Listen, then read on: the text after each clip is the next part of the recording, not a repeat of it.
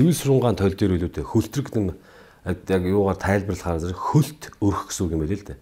Хөлт өрх гэхээр зэрэг ийм унжсан ийм хөлтөө ийм өрхийг л хөлт өрх буюу хөлтрэг гэж нэрлэдэг.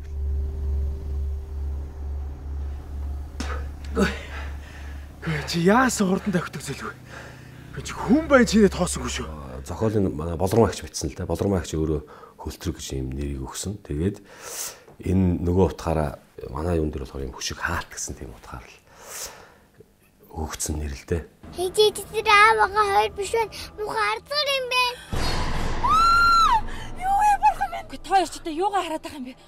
Тэр муу үрж хол байгаасаа гэсэн утгыг л илэрхийлж одоо тэр хөлтрэг гэдэг нэр өгсөн. Наад бол хамгийн гол нь тэр их гой дөрүүд цөөтөө. Тэгтээ тэр дөрүүдээс дандаа нэг жүжигчний би өөрөө жүжигчин учраас те жүжигчний тоглолт их гоё гарахаа ингэж санагдсан учраас энэ хамгийн түрүү надад одоо бууж би өөрөө нөгөө зохиолын мэдчихсэн болохоор надад өөрөө их гоё тоглоул те яг анх тэгж бодчихсон. Би өөрөө тоглоул гэж бодоод байсан байхгүй. Тэгээ бодож байгаад одоо ангийн анд жүжигчин солин төрөний ажилтан манай Ялтыг сонгосон л доо. Яагаад тэгэхээр Ялт бол их туршлагатай сайн жүжигч. Тэгээ долгор байгаа эмэгтэй гол дүрдэнтэй. Ерөөсөө гол дүр нь л яг эмэгтэй дээр долгор шүү дээ. Тэгээд долгортой би бол одоо урд кинонд ажиллаж ирсэн, үйл таних эмэгтэй дээр ажиллаж ирсэн. Хүн ямар нэгэн байдлаар одоо юу гэдгийг ер нь бол үүлийн үр гэдгийг ерөөсөө хэн зогсоож чаддгүй тийм л юм байна л да. Бурхан багш хүртэл ямар ч хүн зогсоож чаддгүй. Хийсэн үүлийн үр заавал ирдэг тийм л одоо жамтай. Тэр утгыг л одоо тий ямар нэгэн муу үйл тэр үйлийнхээ хариу заавал амсдаг. Сайн үйл хийвэл ер нь үйлийнхээ үлийн үр заавал боловсрдог. Тэр л утгыг тэр л санааг илэрхийлэхийг л одоо зорж хийсэн шүү дээ. Ээжээ би танайгаа ямар их санаж байна.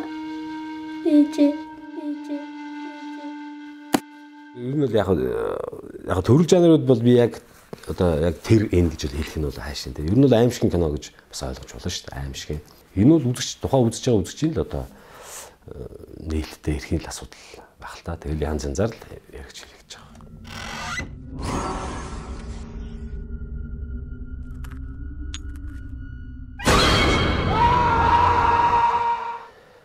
За тэгээд эцэст нь яг кино маань ямар ч үс үзэхэд бол их